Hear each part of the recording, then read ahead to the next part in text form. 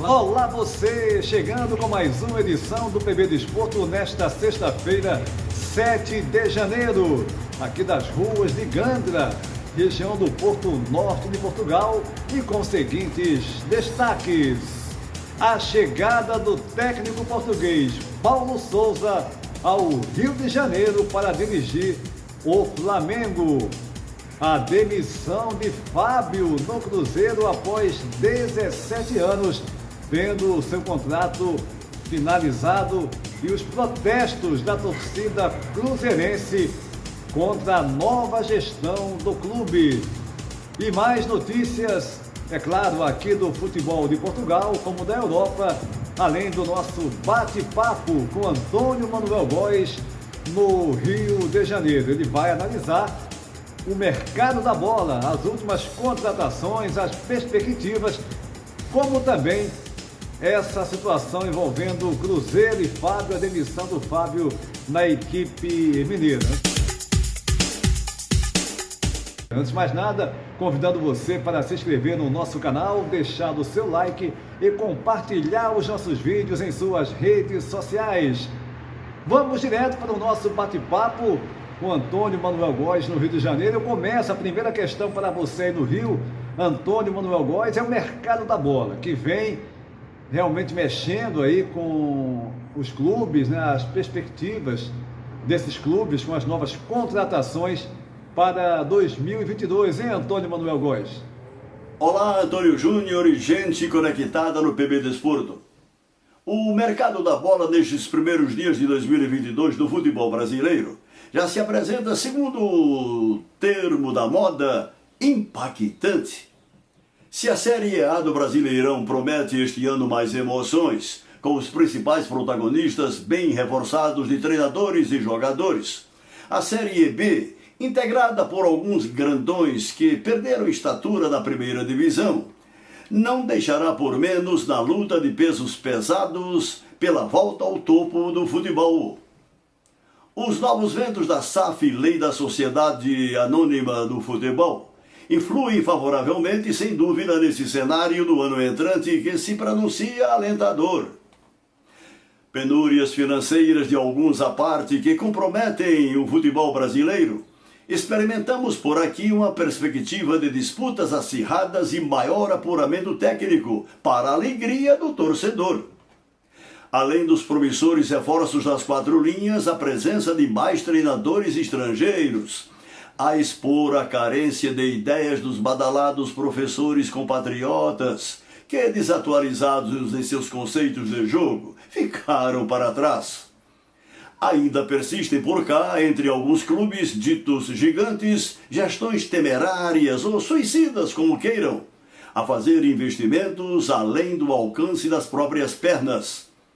Todavia, desenha-se no horizonte, já a partir deste ano, ainda que embrionário, homeopático ajuste comportamental da cartolagem, cujos reflexos todos esperamos poderão se impor à permissividade dominante na CBF, a caminho, quem sabe, de uma liga que nos livre das amarras cartoriais da bilionária e corrupta entidade nacional.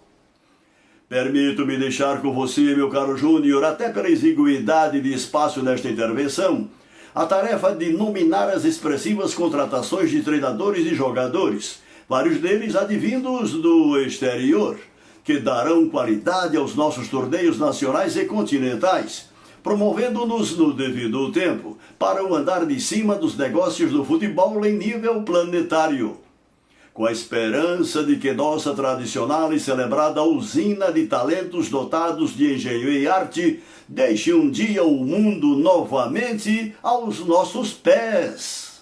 É isso aí, Antônio Manuel Góes, você fazendo uma análise mais profunda, né, do que essas contratações podem gerar, a situação dos clubes, né, clubes que a gente sabe vivem uma situação complicada, que é o retrato da maioria dos clubes no futebol brasileiro, com exceção do Flamengo, pelo poderio econômico. O próprio Atlético Mineiro, apesar de ser por mecenas, né, que um dia irão cobrar todo esse investimento, como do próprio estádio que está sendo construído.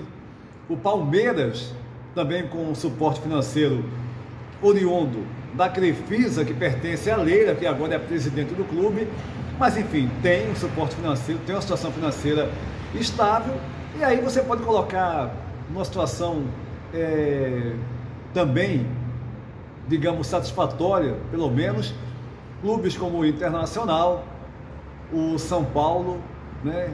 E fica mais ou menos por aí restrito. A maioria dos clubes, de fato, com a situação financeira complicada na Série A do Campeonato Brasileiro.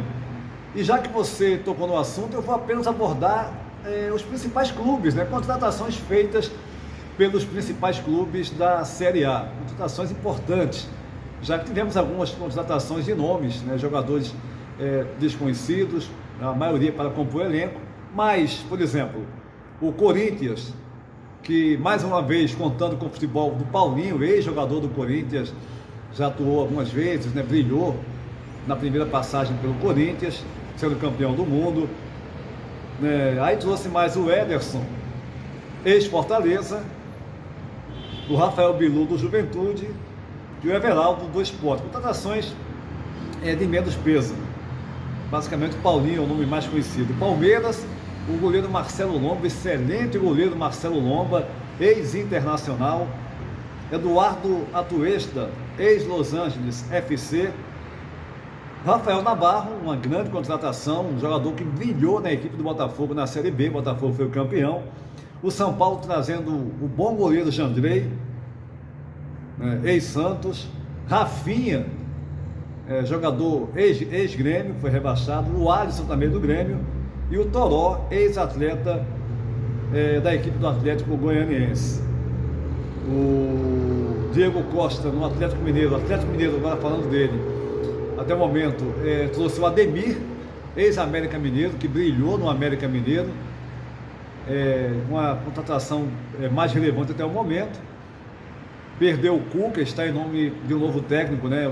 Tentou o Jesus, não teve sucesso. Também o Carvalhal, que teria, segundo a direção do Atlético, dito sim, mas acabou por permanecer aqui no Braga de Portugal, no norte aqui de Portugal.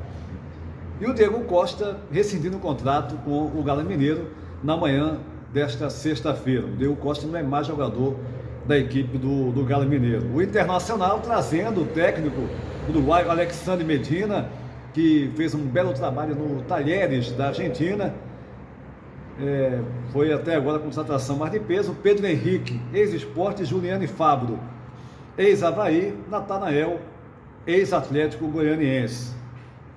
As contratações de mais peso, o Flamengo, né? Todo mundo sabe aí, a gente divulgando aqui a contratação, o acerto com Paulo Souza, que chegou nesta sexta-feira cedo ao Rio de Janeiro. Vamos destacar depois, mais afinco, essa chegada do Paulo Souza na manhã dessa sexta-feira no Rio de Janeiro, para assumir o Flamengo a partir da próxima segunda-feira.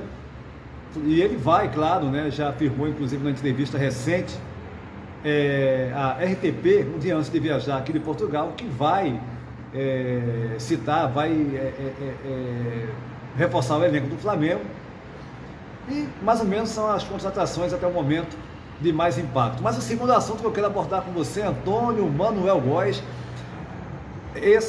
o rompimento, né, o contrato do Fábio, a relação Cruzeiro-Fábio chegando ao final após 17 anos. A torcida do Cruzeiro protestando imediatamente, ontem ainda, na manhã de hoje também, as torcidas organizadas do Cruzeiro fazendo um protesto com palavras até ofensivas ao Ronaldo, que assumiu agora o clube, é o dono do clube, mais ainda, enfim, dirigentes, né, dessa gestão, o Paulo André. Protestos veementes contra essa decisão de romper contrato com o Fábio que estava próximo de chegar aos 1.000 jogos pelo Cruzeiro, 976 jogos. Como é que você viu esse final, né, de história entre Fábio e Cruzeiro, em Antônio Manuel Góes? Até entendo não haver espaços para sentimentalismos no avassalador mundo dos negócios, para cujo contexto lucrativo todos lutamos pela inclusão do futebol brasileiro. Entretanto, não se pode declinar de direitos inalienáveis das relações de trabalho, entre os quais a rigorosa observância remuneratória da reciprocidade patronal pela participação do trabalhador.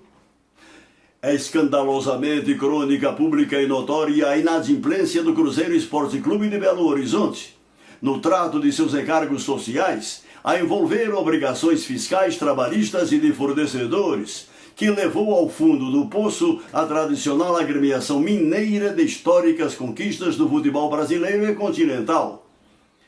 Nascido em 1980, o mato-grossense Fábio Davidson Lopes Maciel começou sua longeva carreira de goleiro aos 17 anos no União Bandeirantes Norte do Paraná. Daí, campeão estadual pelo Atlético Paranaense e depois de um ano por empréstimo no Cruzeiro. Contratado pelo Vasco da Gama, foi campeão brasileiro de 2000, várias vezes convocado para a seleção brasileira. Alvo da gestão atrabiliária de Eurico Miranda, acabou liberado pela Justiça Desportiva para retornar ao Cruzeiro em 2005. Titular absoluto por 16 anos, foi várias vezes campeão mineiro, bicampeão brasileiro em 2013 e 2014 e 3 vezes campeão da Copa do Brasil. Idolatrado pela torcida cruzeirense, recusou mudar de clube, embora atingido por recorrentes atrasos salariais que se avolumaram em meio à bancarrota provocada por subsequentes administrações. Reconhecido por sua dedicação e irretocável seriedade profissional, Fábio, em plena forma aos 41 anos, foi descartado pelo novo Cruzeiro Sociedade Anônima, agora controlado pela incorporadora de Ronaldo Fenômeno. Embora disposto a reduzir o salário, por sinal com acumulados atrasos, para se adequar à nova realidade do clube e empresa. Fábio pretendia renovar seu vínculo contratual até o fim de 2022, em cujo período ultrapassaria a marca histórica de 1000 jogos pelo Cruzeiro. Ronaldo Fenômeno abortou a pertinente pretensão do veterano goleiro, símbolo do clube, que deverá recorrer à Justiça do Trabalho para receber devidamente corrigido o montante atrasado que lhe devem. Todavia, Antônio Júnior, apesar da traumática despedida fora de seus planos, Fábio, segundo os canais do mercado da bola, estaria no radar do Fluminense, que monta uma equipe de experientes e jovens talentos para as competições deste ano, entre as quais a Libertadores da América. Caso se concretize esse anunciado interesse do tricolor carioca, Fábio se aposentará em grande estilo na Série A do Brasileirão, apesar da insensibilidade empresarial do dono da R9 Participações, alheio à relevância para o marketing cruzeirense de um dos melhores e mais experientes goleiros em atividade no futebol brasileiro. Exatamente, Antônio Manuel Góes. A gente sabe que no mundo dos negócios, no mundo do futebol, não tem espaço para sentimentalismo. A gente sabe disso. Infelizmente, essa é uma realidade. Aí você esquece um passado de glórias e de dedicação do Fábio, que abriu mão, poderia ter ido para outro clube. Quando o Cruzeiro caiu para a segunda divisão, o Fábio tem muito mercado no futebol brasileiro ainda, até porque com 41 anos tem um condicionamento físico e técnico excelente. É um grande goleiro, você mesmo falou aí, o Fluminense cogita, tem interesse aí no jogador, mas ele tem espaço. Agora, volto a dizer, a gente sabe que negócio é um negócio, ok, e o futuro dirá se essa decisão do Ronaldo aí estará certa, Agora, por outro lado, pelo fato do Ronaldo, do Paulo André, serem do mundo do futebol, ou seja, eles são ex-jogadores, poderiam ter mais habilidade na condução dessa negociação com o Fábio. Ainda mais por ser um goleiro que está, volto a dizer, em plena forma física e técnica. É essa questão que a gente questiona. Antônio Manuel Góes, no Rio de Janeiro, aqui no bate-papo do PB Desporto. E o técnico português Paulo Souza chegou na manhã dessa segunda-feira ao Rio de Janeiro, mais precisamente às 6h35 da manhã, horário do Brasil, para assumir o Flamengo na próxima segunda-feira, dia 10, quando será apresentado ao elenco rubro-negro. Paulo Souza, é bom lembrar, na quinta-feira, um dia antes, dia 6 de dezembro, concedeu uma entrevista à RTP aqui de Portugal, em que ele foi questionado sobre a decisão de trocar, deixar a seleção da Polônia, que ele estava na repescagem, um play-off para o Mundial do Catar. A Polônia vai jogar contra a Rússia e depois, vencendo, vai encarar o vencedor de Suécia e República Tcheca para se garantir no Mundial do Catar no final do ano. Começa no final de novembro e vai até a metade de dezembro. Mas o Paulo Sousa optou por aceitar a proposta do Flamengo. Todos comentavam aqui em Portugal, o próprio Paulo Sousa teria dito que ele tinha receio se iria continuar, mesmo classificando a Polônia para o Mundial, se ele iria permanecer na seleção da Polônia por divergências com o novo comando do futebol polonês. É bom lembrar que ele foi contratado por um outro grupo, e o Paulo Sousa viu na possibilidade, reunindo essas questões também, e vendo a possibilidade de dirigir o Flamengo, como ele mesmo colocou, o que melhor aconteceu na sua carreira até hoje, a melhor possibilidade, não pensou duas vezes e acabou acertando com o clube carioca. Paulo Sousa, então, vai dirigir o Flamengo a partir da próxima segunda-feira. Chegou nessa sexta-feira ao Rio, já foi conhecer as dependências do Ninho do Urubu, foi apresentado e teve, claro, a torcida presente também, alguns torcedores lá no aeroporto para saudar o novo técnico do Flamengo. E agora é esperar pelo início do trabalho do novo técnico do Flamengo, Paulo Sousa, 51 anos, com passagem por vários clubes, com destaque para o futebol francês no Bordeaux, como também no Basel da Suíça e na Fiorentina da Itália, que ele teve até agora o seu melhor desempenho. Paulo Sousa assumindo dia 10, segunda-feira, o comando técnico do Flamengo. Nas últimas do PB Desporto, falando inicialmente do Felipe Coutinho, que chegou a ser apontado como um possível reforço do Palmeiras aqui no Brasil, como também, aqui no Brasil não, aí no Brasil, do Flamengo também. Mas a verdade é que foi definido na manhã desta sexta-feira que o Felipe Coutinho vai jogar no Aston Villa da Inglaterra, da primeira divisão da Premier League, por 6 meses de empréstimo.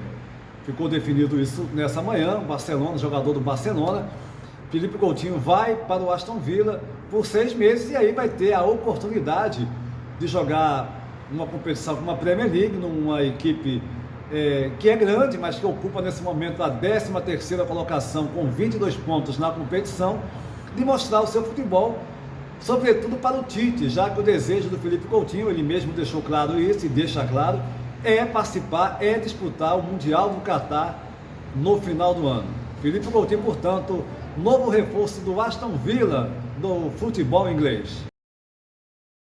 E nesse final de semana teremos a 17ª jornada da Liga Bruin, a Liga Portuguesa de Futebol, com jogos começando já nesta sexta-feira, o Santa Clara recebendo a equipe do Sporting.